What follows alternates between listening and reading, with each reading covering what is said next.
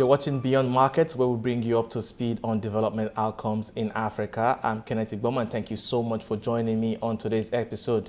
Today, we're talking about climate change, and we'll address some of the climate urgency that is needed and also explore how to get back on track despite the disruptions caused by COVID-19. You can join the conversation on social media. Let me know what you think. The hashtag to use is Beyond Markets, and you can also hit me up on my handle, that's at Kenneth Igbomor.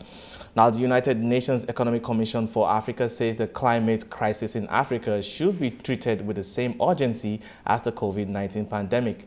Next year, the Commonwealth Heads of Government will meet in Rwanda to discuss practical solutions to issues facing the Commonwealth countries. And I have my guest today, Patricia Scotland, the Secretary General of the Commonwealth. She joins me now as we address some of the climate urgency Africa needs right now.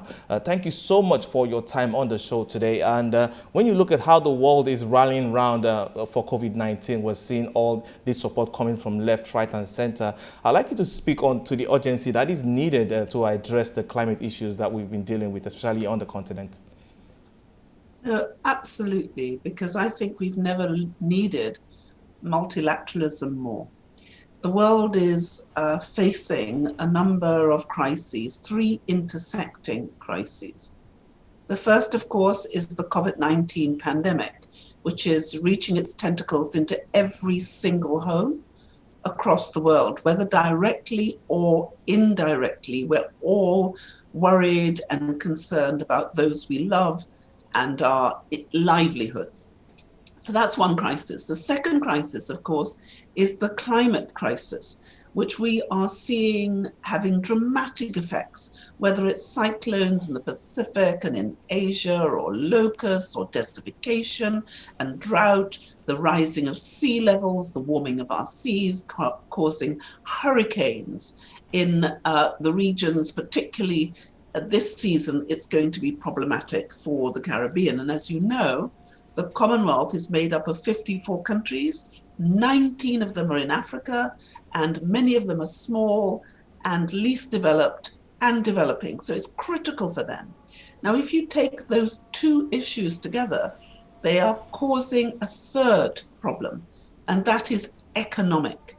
It's estimated that we will lose about 32% of the world's GDP as a result of COVID, as a result of the lockdown, as a result of the inability that we have had in order to work together. And the only way we have been able to adequately address the issue of COVID has been by working multilaterally. And I really must praise the leadership of Cyril Ramaphosa and the AU in terms of how they have come together to really help all of our members and the members of the African Union to do better. And that solidarity has been critical to keeping the aberrant impact of COVID to a limit. But we need the same solidarity to deal with our climate crisis. And it is a crisis. For many of our countries, this is an existential threat. So that solidarity, that community, that sharing of knowledge about what works, what does not work, is of pivotal importance. And this is what we are working on so hard right now. We are working with the UN in partnership. We've signed a memorandum of understanding with them, but we've also signed a memorandum of understanding with the African Development Bank, because if you look at what Africa wants for itself, it is exactly what we want for our Commonwealth in relation to this climate crisis. We've got to increase our nationally determined contributions, but we've got to be smart. We've got to know what works, what doesn't work, and how can we do it cheaper and better and faster. And then economically, we're going to have to restart our economies. And how do we do that when 60% of our Commonwealth is under the age of 30? And our young people haven't been able to take advantage of all their talents. They've been limited in their opportunities to go back to school and university, and they're looking for jobs. So how do we address those issues? How do we kickstart our economy? And how do we make sure that Africa can take advantage of the huge power that comes from the intelligence and the basis of our young people and others. So there are real big challenges, but what I'm delighted about is that we are working together. No country in our Commonwealth is trying to do this on our own. And we know that if we did try to do it on our own, we would fail and we would not do as well as we could do when we work together in solidarity. So there are huge challenges for us, but thank God there are also opportunities, but we have to grasp those opportunities and we have to do it together. Definitely a lot to be optimistic about. Definitely when you look at how the youth can come into play here and investing in the youth, and also you mentioned the GDP losses that was seen as a result of this. But I would like to take this from another angle and look at the financing that we will need, because now we're dealing with the twin crises, like you mentioned, COVID-19 on one hand, and we've always had the climate crisis on the other hand. But when you look at how much financing is going into the COVID-19 pandemic and how countries are coming together, how much do you think this will impact financing for climate outcomes? Well, we are looking at that really keenly. And you will know that we created the Commonwealth Climate Finance Access Hub. Because what we know is that globally, a huge contribution has been made to the Green Fund to enable those countries who need to have access to what is supposed to be billions of dollars. But the reality has been, particularly for the small, for the developing, and for the least developed who lack capacity, their ability to actually get access to that money has been very limited. And it's for that reason that we created the Commonwealth Climate Finance Access Hub. And with a tiny amount of money, which is about $1.5 million, we have already in a very short time been able to deliver to our small states in the Caribbean, Africa, and the Pacific about $33.9 million. But we also have about $650 million worth of projects in the pipeline. Why that is important is we are absolutely committed to creating a more nature-based, people-centered, regenerative approach to development, because we know that is what we need. If you look at what has just happened in the last 6 months as a result of COVID, we've had the answer, if you needed the answer in starker terms, of what would happen if human activity just stopped or slowed down. And what we have seen is that nature, beautiful, wonderful Mother Nature, has more rapidly than any of us could have dreamed of started to repair herself. And that has given us a moment, if you like, to just catch our breaths and look at what we could now do together.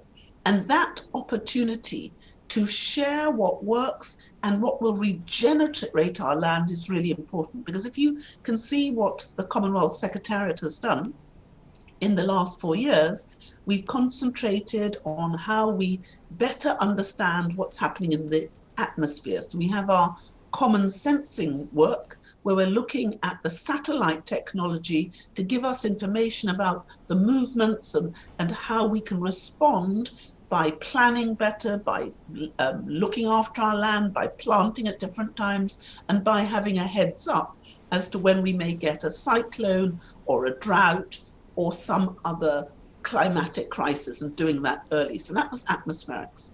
And then we have the Blue Charter to look at what we need to do in order to deliver the commitments that we've made in relation to the oceans. But the last part of it is, what about our land? Because our land is what is precious to us, it's what we live on, it's what we get our livelihoods from, and it's really important that we manage that land in a much more creative and regenerative way. And therefore we've been looking now, and we've just had a meeting with the UN, and we're in partnership with the UN and all the agencies dealing with climate to look at a land-based solution. So we've come up with this call for the living lands, and trying to put together, just as we did for the Blue Charter, can we now do a land charter which will triangulate the efforts that we're making. So we're dealing with atmosphere, we're dealing with oceans, but this is the third leg of the tool. How do we better deliver land? And you know that for Africa, this is of fundamental importance, because agribusiness is going to be the big issue going forward. And traditionally, Africa has exported what she has made and imported what she's grown, rather than imported what she eats. And this need to add value in the African area is critical. And it's something I know that the African Union has been looking at, but also the African Development Bank. So us all joining together on this issue, I think, is going to be the final push, because we need to get that investment, and we also need to look at what are we going to do about debt. And we are meeting on the 2nd of October with the small states finance ministers, and then on the 7th of October we will be meeting with the Commonwealth, all of the Commonwealth finance ministers. And what we are going to be looking and talking about is how do we manage debt? How do we do better? And we have got the Commonwealth Debt Meridian Management System, which is an extraordinarily successful tool, and we're there looking at how we can support our countries to do it. So debt is a huge issue for us, and we are battling with that. And thank goodness we've got consensus amongst our Commonwealth countries as to how we might be able to do that and do it better. But I would like to get into the future and look at what's going to play out next year. I understand next year the CHOGM is going to be happening, which is the Commonwealth Heads of Government meeting next year. And for you, I'd like to get your expectations and why this meeting is important. Earlier, you mentioned about the Living Lands Charter, but I'd like to get this conversation going from moving it from being a charter and a declaration to also implementation, and how we can get those outcomes that we're seeking to get from this charter. Well, the most important thing is that the whole Commonwealth has been focused on this call for a green recovery.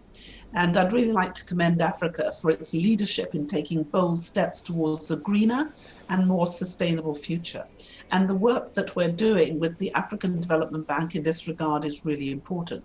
And it's pivotally important to acknowledge that this Commonwealth Heads of Government meeting in Rwanda will be the first Commonwealth Heads of Government meeting in Africa for more than a decade, because the last time the Commonwealth Heads of Government came to Africa was in 2007, when we were together in Uganda. And bearing in mind what the aspirations are in Africa for the African free trade area is going to be a pivotal importance. I hope that we will be able to come together, and the heads will be wanting to endorse this call for action on living lands, which will enable us to advance the Charter. But the Charter isn't just signing up to something which we have already done. The whole point of it is this is a call to action. We will be looking at how we actually implement this. So it's pioneering, and if it's adopted, it will represent a commitment for all our countries to work together on land use and land management to enhance climate action, focusing on 5 specific areas for practical intervention. This is not talk, it's so what are we going to do? And those 5 areas are going to be the climate resilient agriculture and food security. Food security now is a big issue for us in terms of what's happened as a result of COVID and as a result of the climate.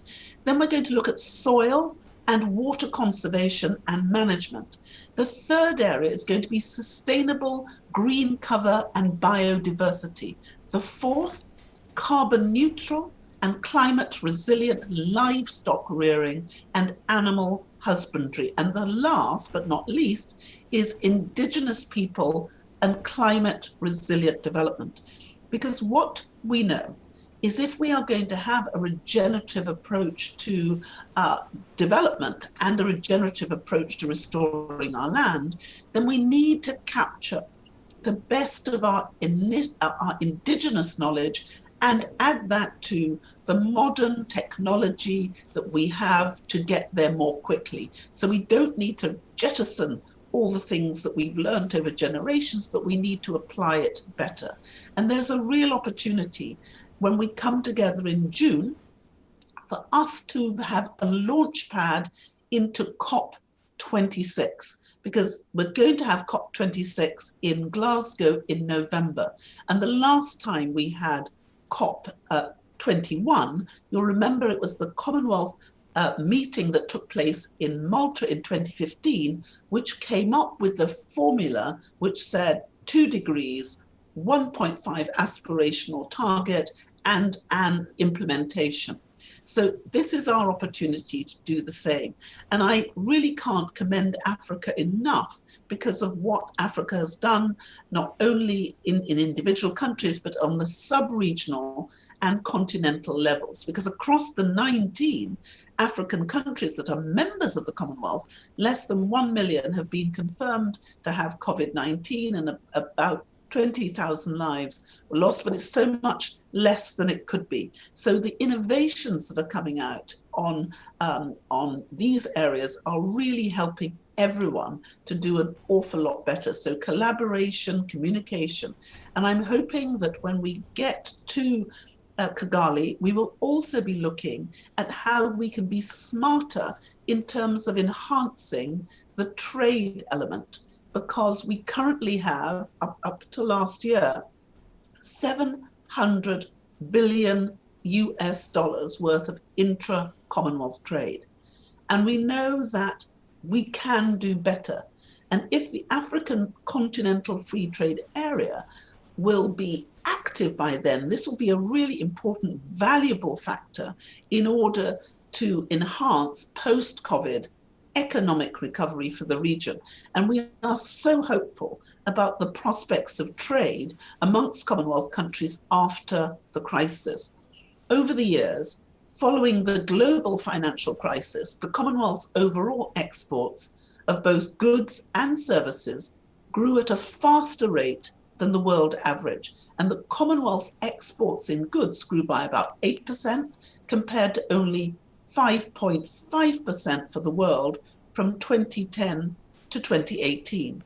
And during the global trade slowdown of 2012 to 2016, the Commonwealth services exports grew by 7% on average. That's more than twice the growth rate for the rest of the world. So this is what people are calling the Commonwealth advantage, which enables our members states to trade up to 20% within the Commonwealth than outside of it, and at a 21% lower cost on average. So we really have to come together, and I hope we'll do that at the leaders' meeting, to see how we can ramp up this trade so that we are able to fight back against the terrible damage that's going to be felt by all of us economically. And members also invest up to 27% in other Commonwealth countries, almost triple the investment levels 5 years ago, which was only 10%. So there are huge opportunities for us, but they are only opportunities which are going to be grasped if we find a way of doing that collectively and together. And I'm only delighted that there is real passion in our Commonwealth for helping each other. This group of nations really do feel like a family. And like a family, we all have to step up. The big ones have to help the small ones have to share their ingenuity and their energy with the big ones, and the ones in between, we're going to make sure that they're not the squeezed middle. So this belief in each other, this opportunity to share and give openly and freely, is perhaps the greatest gift that we have in a world which for some feels really lonely and quite scary. Very interesting looking at the Commonwealth advantage, like you rightly put it, talking about intra-Commonwealth trade and how that could also help countries come back and boost their recovery in a time where we're seeing COVID-19 wreak havoc across many economies in the world. But I'd like to take this conversation further to, advocacy for climate practices and looking at how we can get this further down. Next year is a major year when you look at the calendar and the events that are lined up. You earlier mentioned the COP26, but there's still also quite a number of other summits besides the Commonwealth Heads of Government meeting. We also have the United Nations Biodiversity Conference, the Convention on Biological Diversity as well, and then the United Nations Climate Change Conference, which is the COP26. But let's look at how we can move that needle for advocacy for climate change and get those perceptions changed going forward. Well, that's why I think the meetings that we're going to have of the finance ministers of the Commonwealth on the 2nd of October for the small states, and then for the whole Commonwealth on the 7th of October. That's why one of those things are really important. And also for us to look at the models and the things that we have developed. So we are in the process of developing the Disaster Risk Finance Portal. The Commonwealth Disaster Risk Finance Portal will act as a repository or a one-stop shop of information on a range of disaster risk financing facilities and instruments that are available for our members. At the moment, so many of our members are saying, look, we are facing disaster. We don't know where to go. We don't know what instruments are really available. What are loans? What are going to be opportunities for us to get grants? What are insurance policies? How do we meld all those together? And some people only believe that there are 2 or 3, yet we know there are more than 52 different instruments, but it's a bit like herding cats. So what we have done is to create this one-stop shop, which will pool the information that's available right across the piece multilaterally, so that people will be able to understand what might be available to them. And in addition to just looking at the natural disasters, we're now working to expand the scope of the portal to include funds created to support recovery from COVID-19, and we're hoping to launch that next month. We also have the Meridian Debt Management software, and that's to deal with the COVID-19 public health crisis and the devastating economic impact and it's likely to have on many of our countries. And the governments will be forced to borrow from international lenders to cope with that fallout.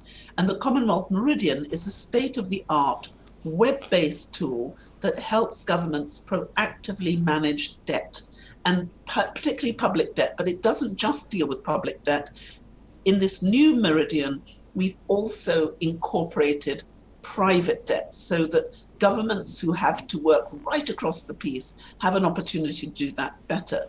But this is so important now that we're pushing, we're advocating at the UN, and you will have seen the debates that are taking place to say, we need a reset. The old approach of saying that GDP will be the final arbiter for overseas development aid and the access to the instruments which allow us to deal with debt just will not work.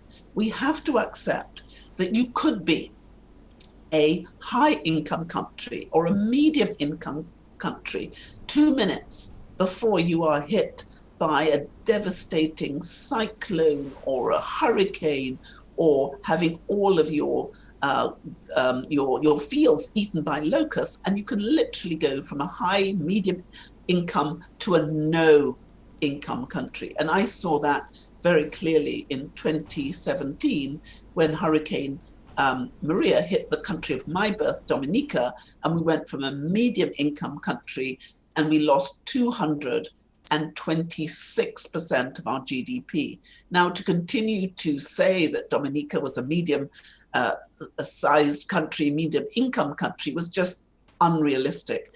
And so we are now having this debate about the fact that we need a universal vulnerability index, which takes into account the multiplicity of dangers and risks and vulnerabilities that we now have, many of them not of our country's making, but as a result of the virus, as a result of the climate change, and as a result of the change in their economic position. But we also have to look at things like the fact that violence has gone up during this pandemic, which also has an economic impact on our countries. So, for example, we know that it's 1 in 3 women and 1 in 6 men in the world who are affected by domestic violence. But the economic cost of that violence is exponentially increasing. And so the Commonwealth has created tools to assess that economic cost, but also how to interdict it. And we have launched the Commonwealth Says No More campaign. And we're hoping that every country in our Commonwealth will go and have their own campaign. This new campaign is designed to tackle the immediate crisis of the rapid increase in domestic and sexual violence due to the impacts of COVID-19. And we have created a portal which will support governments, organizations, and individuals to confront this issue through longer-term prevention strategies and support, including through an online portal with resources and tools. So we're being absolutely practical. And we've already talked about the Commonwealth Climate Finance Access Hub, which I hope will become a real tool to help us make sure that all countries who need climate finance advisors to help them to make real applications for adaptation and mitigation in their countries, that we'll be able to do that.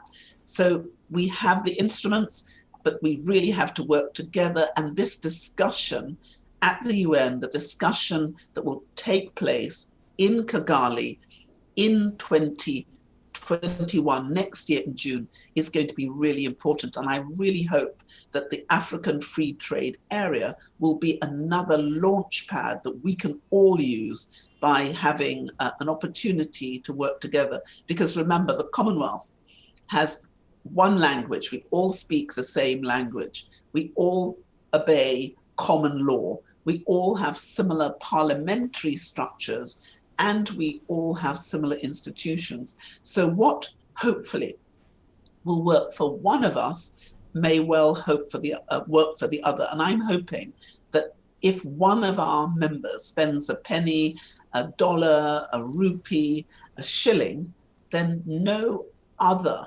country will have to spend the same dollar, penny, shilling, rupee. We can spend it together, and we can spend it better, and we can spend it differently and smarter. So this is going to be the smart era for the smart Commonwealth. Definitely. Definitely a lot of work I've gone through that, and I see quite a lot more work still needed down the line to ensure that we get those climate targets on board as we look forward to meeting the Sustainable Development Goals in 2030. But very interesting points you've put across today, and definitely a pleasure being chatting with you. I've been speaking to Right Honourable Patricia Scotland. She's the Secretary General of the Commonwealth. And that's all we have on Beyond Markets today. And thank you so much for being a part of the show. From me and the team, enjoy the rest of your day.